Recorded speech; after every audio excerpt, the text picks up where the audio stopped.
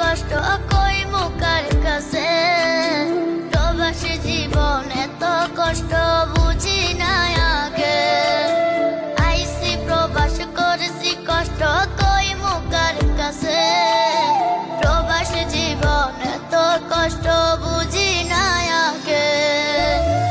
বউয়ের লাইগা গলার হারে ছেলের মোবাইল ফোন।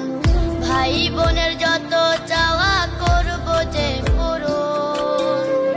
সুখের লাগা ছাড়লাম রে দেশে ছাড়লাম বাড়ি ঘর।